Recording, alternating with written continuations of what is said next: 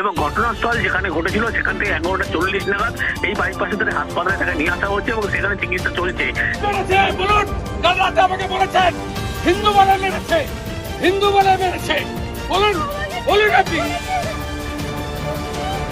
আসসালামু আলাইকুম ভিউয়ার্স, দেশ ও দেশের বাহির থেকে যারা আমার ভিডিওটি প্লে করেছেন জানাচ্ছি আন্তরিক শুভেচ্ছা ও অভিনন্দন। আশা করি সবাই ভালো আছেন, সুস্থ আছেন, আলহামদুলিল্লাহ। তো ভিউয়ার্স, ভারতের পশ্চিমবঙ্গ বিধানসভা নির্বাচনের ফলাফল ঘোষণা এখনো পর্যন্ত কমপ্লিটলি না হতেই শুভেন্দু অধিকারীর পিএসকে গুলি করে হত্যার পর ব্যাপক উত্তপ্ততা ছড়িয়ে পড়েছে কলকাতা ও পশ্চিমবঙ্গে। দর্শক, সর্বশেষ এই গুলি হত্যার সকল দায় এখন যেন ভারতীয় মুসলিমদের উপরেই দিয়ে দিলেন শুভেন্দু অধিকারী এবং প্রতিরোধ গ্রহণ করার জন্য এবার ভয়াবহ মুসলিমের উপরে নির্যাতন অ্যাটাক করতে যাচ্ছে। আসুন বিস্তারিত সর্বশেষ আপডেট জানবো রিপোর্টে।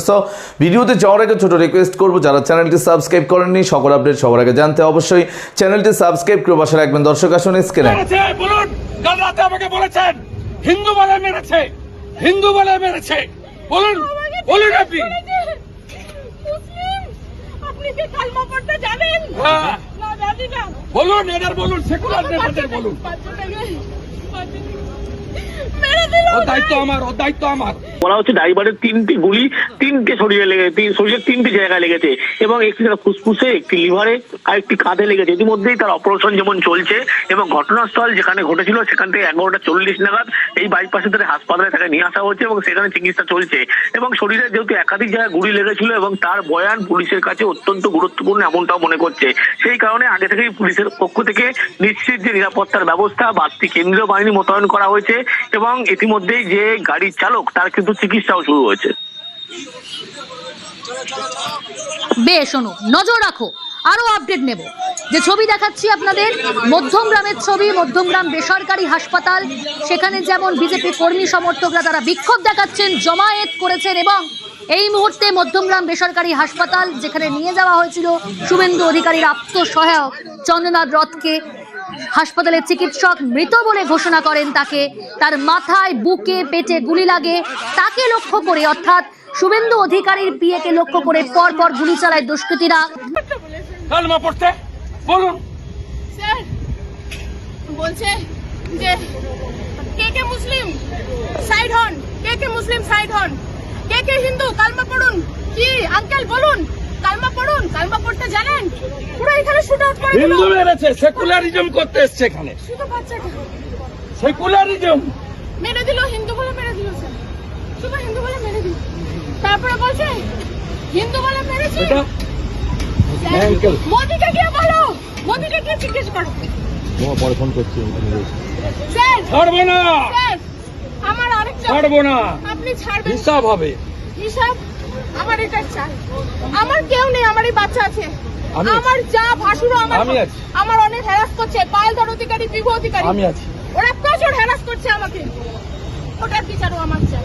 আমি সব আপনাকে বলবো, ওদের বিচারও আমি কাল বিকালে আপনার বাড়িতে কাল বিকালে আমি আমার এই হাজবেন্ড ছাড়া কেউ নেই। আমার একটা 3.5 বছরের বাচ্চা, ও সকালবেলা ঘুম থেকে উঠে কি বলেছে জানেন?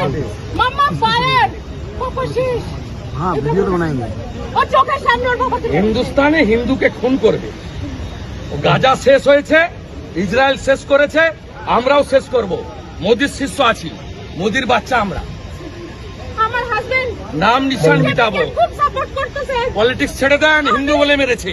আমি- পলিটিক্স ছেড়ে দেন। আমি শুধু আপনার ভরসায় এসেছি।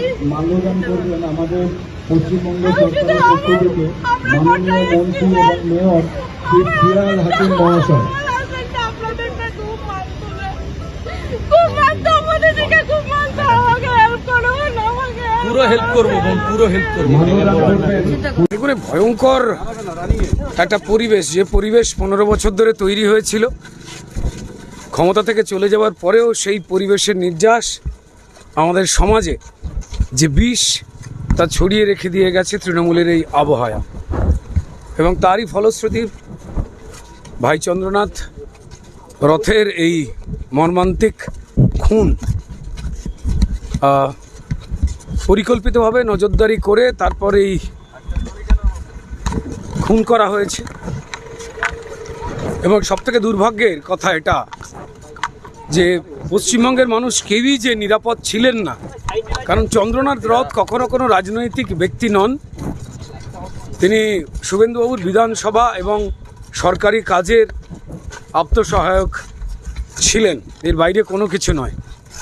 যে মানুষ রাজনীতির মঞ্চে কোনোদিনই ওঠেন না, যে মানুষ কড়াভাবে কোনোদিন কোথাও কোনো কথা বলেননি, কাউকে কোনো কথাই কোনোদিন বলেননি, রাজনীতির মানুষই না, কেবলমাত্র শুভেন্দু অধিকারীর কাছের লোক বলে তাকে পরিকল্পিতভাবে এই খুন করা হলো। তার সঙ্গে কে বা কারা জড়িয়ে রয়েছে এই পশ্চিমবঙ্গের মানুষ তারা বুঝতে পারছেন, জানেন, আলাদা করে বলবার কোনো কিছু নেই।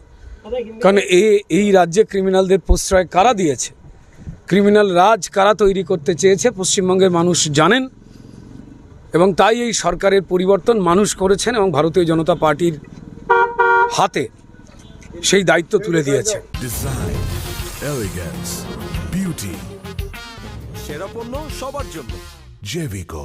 দেখুন, শুধু এইটুকু অনুমানের জায়গা করে নিন যে ভোট পরবর্তী সন্ত্রাস কারা করছে আপনারা সবাই জানেন।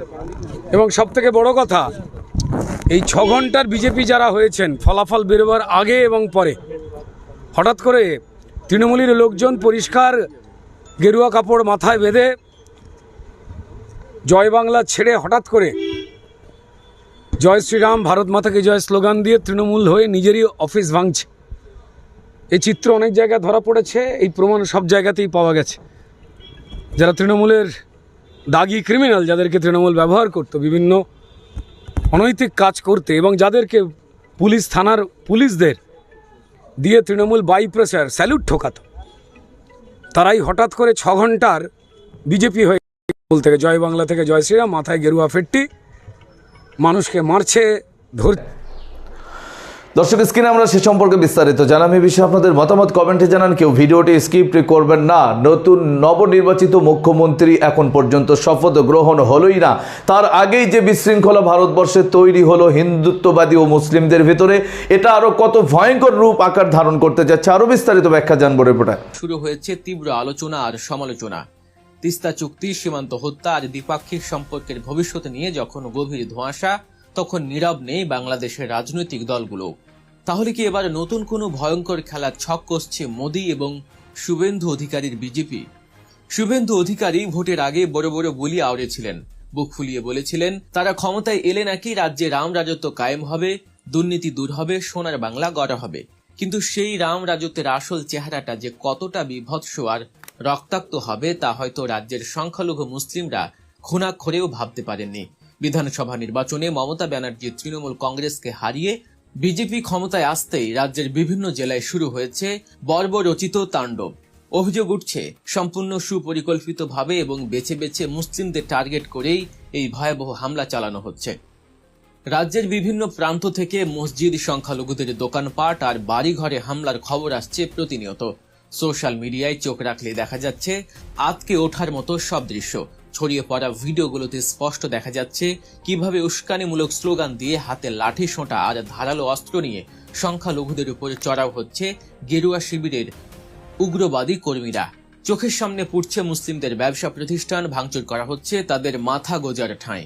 আর এই পুরো সময়টাতে পুলিশ এবং কেন্দ্রীয় বাহিনীর ভূমিকা নিয়ে উঠছে বড়সড় প্রশ্ন। তারা যেন নীরব দর্শক।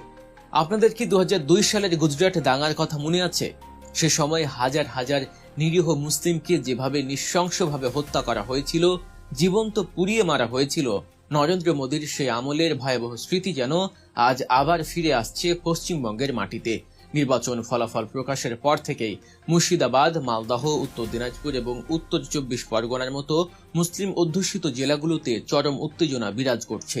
শুধু গ্রামগঞ্জে নয়, কলকাতা, আসানসোল, হাওড়ার মতো বড় বড় শহরগুলোতেও ছড়িয়ে পড়েছে এই রাজনৈতিক ও সাম্প্রদায়িক সহিংসতা। বিরোধী শিবিরের উপর হামলার পাশাপাশি মুসলিম অধ্যুষিত এলাকাগুলোতে রীতিমতো ত্রাস সৃষ্টি করা হচ্ছে। সাধারণ মানুষের মনে আজ একটাই প্রশ্ন, এটাই কি বিজেপির প্রতিশ্রুত আচ্ছে দিন? শুভেন্দু অধিকারীর জয় কি তবে বাংলার ঐতিহ্যবাহী সম্প্রীতির কফিনের শেষ পেরেকটি ঠুকে দেয়া হলো? ইতিমধ্যেই পশ্চিমবঙ্গে 2 জন তৃণমূল কর্মীকে কুপিয়ে হত্যা করেছে উগ্রবাদী বিজেপি সরকার। পশ্চিমবঙ্গের এই ভয়াবহ পরিস্থিতি মুসলমানদের উপর নির্যাতন ও বাংলাদেশ ভারত সম্পর্কের এই জটিল সমীকরণের আরও গভীরে যাওয়ার আগে অবশ্যই আমাদের চ্যানেলটি সাবস্ক্রাইব করুন এবং পাশে থাকা বেল আইকনে ক্লিক করে রাখুন। এবার একটু নজর দেওয়া যাক সীমান্তের ওপারের এই পালাবদলে এপারের বাংলাদেশে ঠিক কী ধরনের প্রভাব পড়ছে সেদিকে। মমতা ব্যানার্জির বিদায় এবং কট্টর হিন্দুত্ববাদী দল বিজেপির এই উত্থান বাংলাদেশের রাজনীতিতেও এক নতুন এবং গভীর আলোচনার জন্ম দিয়েছে। দুই দেশের দীর্ঘ সীমান্ত এবং ঐতিহাসিক সম্পর্কের প্রেক্ষাপটে এই রাজনৈতিক পালাবদল মোটেও সাধারণ কোনো ঘটনা নয়। বিশেষ করে তিস্তা নদীর পানি বন্টন চুক্তি, সীমান্তে বিএসএফ এর নির্বিচার গুলি ও হত্যা এবং এনআরসি ও সিএ এর মতো স্ক্রিনে আমরা সে সম্পর্কে বিস্তারিত জানাম। সো ভিডিও এই পর্যন্ত, ভালো লাগলে লাইক এন্ড কমেন্ট করবেন। দেশের সকল আপডেট সবার আগে জানতে অবশ্যই চ্যানেলটি সাবস্ক্রাইব করে পাশে রাখবেন। দেখা হবে পরবর্তী ভিডিওতে ইনশাআল্লাহ। আসসালামু আলাইকুম ওয়া রাহমাতুল্লাহ।